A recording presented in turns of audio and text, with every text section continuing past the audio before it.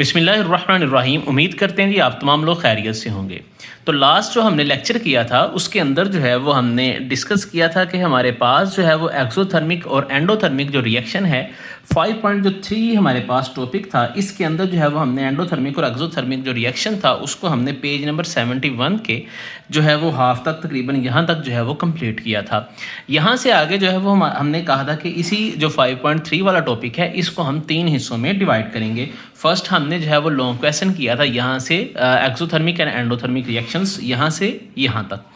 यहाँ से आगे जो है वो हमने कहा था यहाँ से हम एक और लॉन्ग क्वेश्चन जो है वो शुरू करेंगे। तो वो लॉन्ग क्वेश्चन हमारे पास क्या है, यहाँ पे हमारे पास अलहदा जो लॉन्ग क्वेश्चन है वो क्या बन रहा है। तो यहाँ से हमारे पास जो लॉन्ग क्वेश्चन बन रहा है वो हमारे पास बन रहा है जी uses of exothermic reactions in our daily life. Exothermic reaction जो है वो क्या आपने कभी अपनी ज़िंदगी में देखे हैं, कहाँ हो रहे हैं, कैसे होते हैं और उनका हमारी ज़िंदगी में क्या ही इस्तेमाल है। तो चलिए अभी जो है वो इसी को डिस्कस करते हैं कि हमारी डेली लाइफ के अंदर जो है वो एक्सोथर्मिक जो रिएक्शंस हैं जो हम रोज़ाना देखते हैं मगर हमने कभी उन पर गौर नहीं किया वो कौन सी हैं। कहते जी आवर प्रेजेंट डे, हमारा जो आजकल का जो रहन सहन है, जिस तरह के आजकल हम जो है वो रह रहे हैं, यानी कि हमारा जो मौजूदा रहन सहन है इसी के अंदर जो है वो कहता है जी living condition depends heavily on the availability of energy and its various form. कि आजकल जिस दौर में हम मौजूद हैं उसके लिए बहुत ज़रूरी है कि हमारे पास जो तवानाई है यानी कि जो एनर्जी है उसकी जो मुख्तलिफ़ शक्लें हैं वो मौजूद हों। कि आपको आजकल तवानाई और उसकी मुख्तलिफ़ जो शक्लें हैं इकसाम हैं वो आजकल जो है वो आपको बहुत ज़्यादा उनकी फ्राहमी जो है वो ज़रूरी है।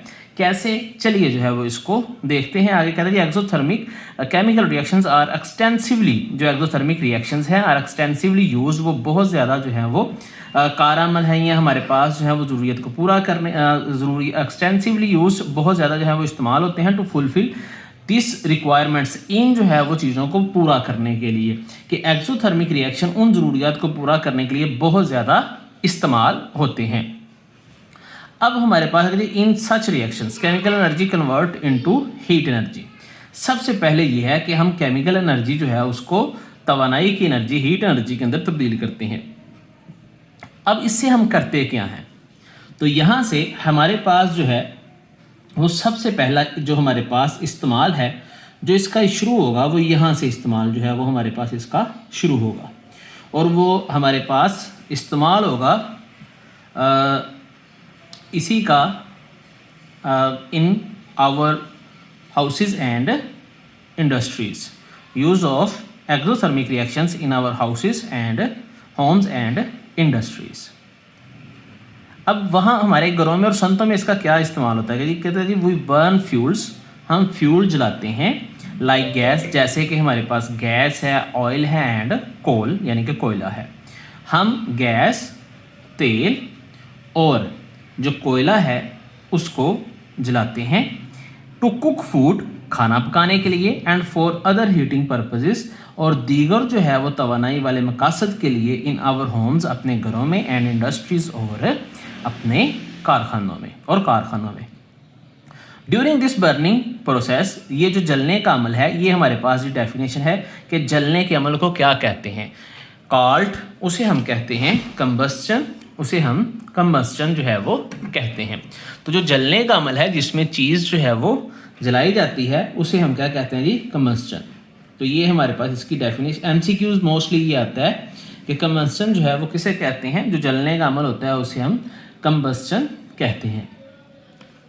सब्सटेंस प्रेजेंट इन फ्यूल्स, जो शय मौजूद होती है फ्यूल के अंदर, रिएक्ट विद ऑक्सीजन, वो ऑक्सीजन के साथ जलती है, ऑफ द एयर, हवा की, to produce certain amount of heat, और ख़ास मिकदार जो होती है यानी कि जो बहुत ज़्यादा जो हमारे पास मिकदार होती है तवानाई की वो खारिज होती है।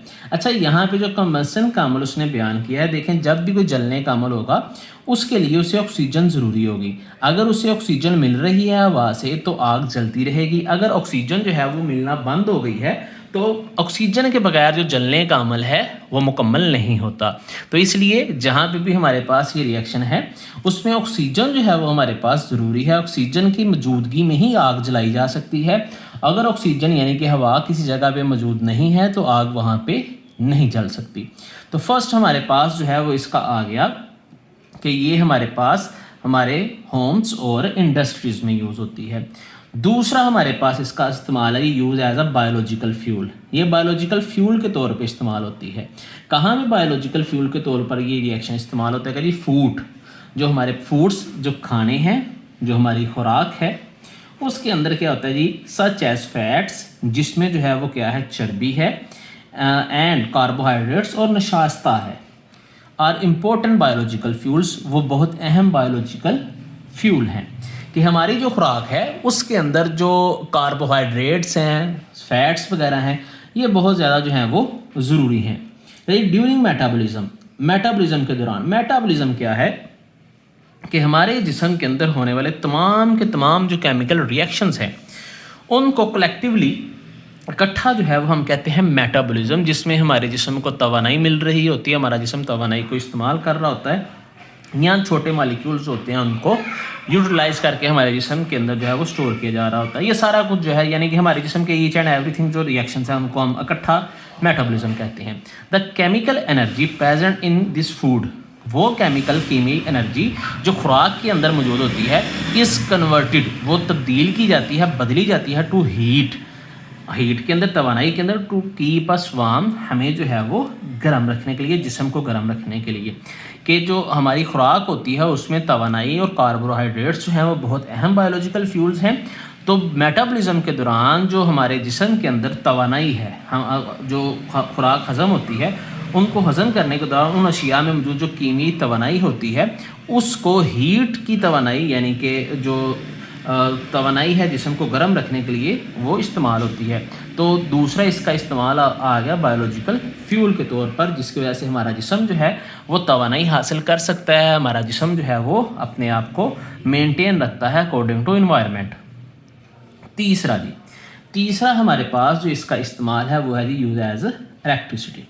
बिजली के तौर पर एक्सोथर्मिक रिएक्शन जो है वो हम इस्तेमाल करते हैं। Large portion of electricity is produced, बहुत ज़्यादा जो हमारे पास तवानाई है इस प्रोड्यूस, हिस्सा जो है तवानाई का इस प्रोड्यूस वो पैदा किया जाता है, बनाया जाता है एट पावर स्टेशंस पे बाय बर्निंग फ्यूल्स को जला के, सच है जैसे कि नेचुरल गैस जिसे हम कुदरती गैस कहते हैं, ऑयल, तेल एंड कोल और कोयले को। तो इलेक्ट्रिसिटी जो है, बिजली जो है, उसको बनाने वाले जो कारखाने हैं उनमें कुदरती गैस, कोयला और तेल और कोयला जो है, इनको जो है वो बहुत ज़्यादा ईंधन के तौर पर इस्तेमाल किया जाता है। The heat which comes out of the combustion, इनको जलाने यानी कि ये जो सारे हमारे पास फ्यूल्स हैं, इनको जलाने से जो हमारे पास तवानाई आती है, इज़ यूज्ड, वो इस्तेमाल की जाती है produce steam at high pressures, भाप बनाने के लिए बहुत ज़्यादा दबाव पे। तो बहुत ज़्यादा दबाव के ऊपर जो ये हमारे पास तमाम के तमाम जो हैं वो ज़रिए हैं, फ्यूल्स हैं, इनसे जो भी चीज़ हम इससे जो है वो इसको जला के जो है वो हम क्या करते हैं, भाप पैदा करते हैं बहुत ज़्यादा प्रेशर के ऊपर, यानी कि पानी जो है उसको भाप में तब्दील किया जाता है बहुत ज़्यादा प्रेशर पे। अब ये जो स्टीम बनती है इससे क्या होता है, this high pressure steam is then use to rotate turbine, फिर इस स्टीम से जो है, इस भाप से जो है वो टरबाइन जो होती है वो इस्तेमाल घुमाई जाती है, चलाई जाती है, विच इन टर्न जनरेट इलेक्ट्रिसिटी, जिससे जो है वो बिजली पैदा की जाती है। तो यहाँ पे हमारे पास जो यूज़ ऑफ इलेक्ट्रिसिटी बयान किया गया है, असल में हमारे पास इसने बयान किया गया है हमारे पास जो बिजली है उसका बहुत ज़्यादा जो हिस्सा है वो हम इस्तेमाल में लेके आते हैं, वो हम फ्यूल से हासिल करते हैं। फ्यूल से बिजली कैसे बनाई जाती है कि बहुत ज़्यादा जो है वो हाई प्रेशर के ऊपर जो पानी होता है उसको भाप में तब्दील किया जाता है, और फिर इस भाप को जो है वो बहुत ज़्यादा प्रेशर के साथ जो है वो टरबाइन को चलाने के लिए इस्तेमाल किया जाता है। जब टरबाइन चलती है तो उससे आगे इलेक्ट्रिसिटी जो है वो जनरेट हो जाती है। तो ये हमारे पास बिजली पैदा करने के लिए भी इस्तेमाल होता है। और ये कहाँ पे इस्तेमाल होता है जी, और ये इस्तेमाल होता है जी इन आवर ऑटोमोबाइल्स के अंदर। यहाँ पे ये हमारे पास आएगा जी ऑटोमोबाइल्स, ये आप व्हीकल्स में कर सकते हैं कि जो हमारी गाड़ियाँ हैं उनके अंदर ये इस्तेमाल होता है, उनमें ये रिएक्शंस होते हैं। वाइल ड्राइविंग ऑफ व्हीकल, जब एक गाड़ी जो है उस या कार जो है उसको चलाया जाता है, it is a combustion of petrol और डीजल, तो ये जलने का अमल होता है एक पेट्रोल का अमल हो सकता है ये जलने का, या डीजल का हो सकता है, क्योंकि गाड़ियाँ पेट्रोल पे या डीजल पे आजकल चल रही हैं। नेक्स्ट जो है वो इलेक्ट्रिसिटी आ रही है, ठीक है। फिलहाल जो है वो पेट्रोल और डीजल के ज़रिए से जो है वो क्या होता है जी, जलते हैं। डैट गिव्स ऑफ एनर्जी, जो तवानाई देते हैं, एंड ड्राइव्स इट फॉरवर्ड, और इस गाड़ी को जो है वो आगे की तरफ यहाँ चलने का जो है वो सबब बनती है।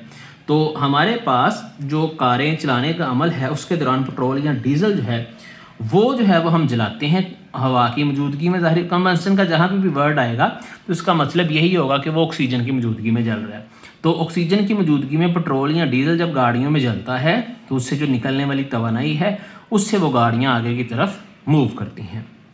यहाँ तक जो है वो हमारे पास जो है वो व्हीकल्स में इसका इस्तेमाल आ गया। नेक्स्ट आ गया जी the one example of exothermic reaction. जो हमारे पास एक जो एग्जाम्पल है एक्सोथर्मिक रिएक्शन की, people seems to enjoy it most of that of firework. तो एक्सोथर्मिक की एक जो मिसाल जो पीपल बहुत ज़्यादा लोग जो हैं वो बहुत ज़्यादा उससे लुत्फ़अंदोज़ होते हैं वो हमारे पास है जी फायर वर्क। फायर वर्क हमारे पास क्या है, ये नीचे डायग्राम दी गई है। ये आपने अक्सर देखा होगा कि जो आतिशबाजी है उसमें ये रिएक्शन जो है वो हम करवाते हैं exothermic. Fire work are the result of combustion. Fire work जो है वो नतीजा है आग जलने का या जलने के अमल का, यानी कि उसमें चीज़ें जलाई जाती हैं। रिएक्शंस होता है जी, कंबशन रिएक्शन है यानी कि जलने के अमल है। डेट यील्ड, जो जिसके नतीजे में पैदा होता है हरारत, लाइट रोशनी, एंड साउंड और आवाज़। यानी कि जब भी आतिशबाजी होती है उसमें तीन चीज़ें ख्याल की जाती हैं। एक तो उसमें एनर्जी पैदा होती है, तवानाई पैदा होती है, एक उसमें जो है वो रोशनी पैदा होती है, और एक उससे आवाज़ पैदा होती है। लेकिन जब भी कोई फायर वर्क किया जाता है, मिसाल के तौर पे यही हमें नज़र आ रहा है सामने डायग्राम में। इस डायग्राम में अगर आप देखें तो जब भी ये जो है वो हमारे पास कोई भी ये बम जो है वो यहाँ जो पटाखा है वो चलता है तो उससे क्या होता है, एक तो उससे हीट निकलती है, दूसरा वहाँ पे रोशनी पैदा होती है, और तीसरा वहाँ पे क्या होता है जी, शोर पैदा होता है, आवाज़ आती है। डिफरेंट मेटल साल्ट्स, मुख्तलिफ जो धातें हैं उनके salts along with oxidising agent, और उसके साथ साथ उसके oxidising agents produce a variety of colour when burn. तो वो एक मुख्तलिफ किस्म के जो हैं वो रंग पैदा करते हैं जब इसको जलाते हैं। यदि मुख्तलिफ धातुओं के जो साल्ट्स जब ऑक्सीडाइजिंग एजेंट्स की मौजूदगी में जलते हैं तो मुख्तलिफ किस्म के जो रंग हैं वो जलने के दौरान पैदा करते हैं। तो ये हमारे पास यहाँ तक जो है ये इसी टॉपिक का दूसरा जो इसमें आने वाला लॉन्ग क्वेश्चन है वो क्लियर हो जाता है। तो तीसरा लॉन्ग क्वेश्चन जो है वो हम नेक्स्ट यहाँ से शुरू करेंगे, पेज नंबर 73 से। यहाँ से जो है वो हम इसको नेक्स्ट वीडियो में जो है वो डिटेल से समझेंगे।